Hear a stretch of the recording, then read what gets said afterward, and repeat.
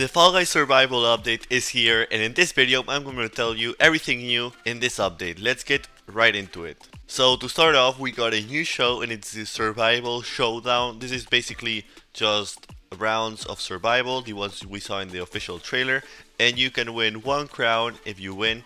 So this is really cool to have, and it will definitely be very fun to play this. So now I have gone to inside creative mode to show you everything new, and we're starting off with survival mode. This is, you will be spawned in this like arena, and you can build inside here with all of the obstacles we have in race rounds. And as you can see, there is this new cool skybox. It's the volcano skybox, and it's like a slime volcano, so it's really cool to have.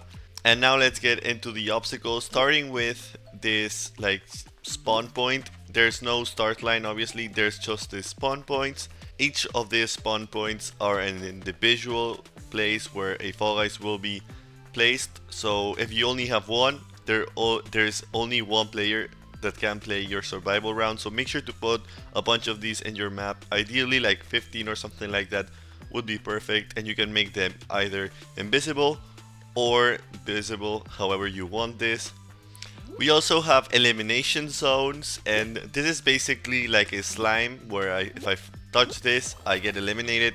There's also this slime there that you can get eliminated, but if you want to put it like a bit above than this slime, so you don't have to fall all the way down there, or just at a pool like this where you want, if you touch the slime you fall, you can add it and people will get eliminated this way. It's a great addition for survival, and it's also in race rounds. And don't get confused, because there's also this slime where you can actually slide in, so don't get confused between all of these. And you can also make this elimination zone invisible, so I made like here like the same thing as there, but it's invisible and I get respawned. So let's start with the new obstacles, starting with the hexagons. There's a few colors for these ones, and I'm really excited to have these hexagons. You could also do some crazy stuff with the hexagons. Look at this. I just resized them. This is really buggy, but you can actually do it super tall or super thin like this.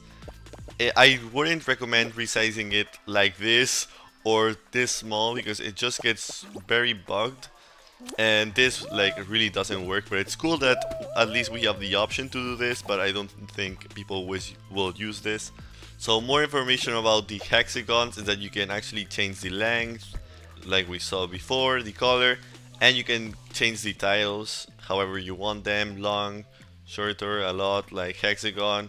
You can add a timer to despawn them, or if someone steps on it, and you can even change if they respawn or if they don't respawn. So that is really cool.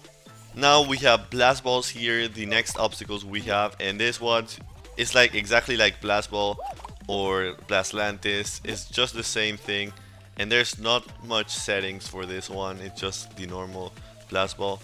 Now we're moving on to the new power-ups, starting with the invisibility. This is just like Tree Thieves. You can turn invisible, and it's really cool. If you grab a block, you can do it and sneak up on people, but the block won't be invisible.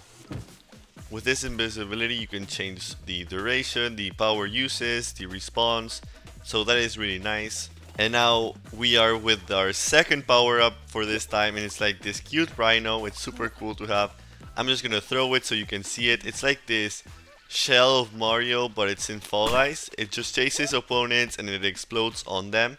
It's perfect for survival. It's like a blast ball, but it's more like chasing players. And it can bounce, turn, like you see. I just made a little arena so you could see it. And it's a great addition, and I'm really excited about this obstacle. So now we are out of creative mode. That's all we have there.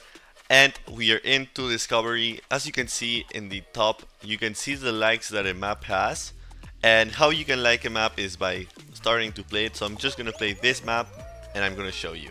So basically how it works is whenever I finish this map, because they need to know that you actually tried the map, if I complete it, I can rate the map, or if the timer finishes, I can rate the map, and I can give it a like or a dislike, however I feel like it is. This one obviously looks super cool, so I'm definitely going to give a like, and let's see how it is. And yeah, at this place you can give a like or a dislike. I'm just gonna give a like, and you will be able to see how many likes a map has. And I don't think you can see the dislikes, but the creator will be able to see the dislikes. So this is everything for this video. If you enjoyed, make sure to like and subscribe, and for my next video I will be playing this new survival show in my channel, so make sure to stay tuned, and I'll see you in the next one.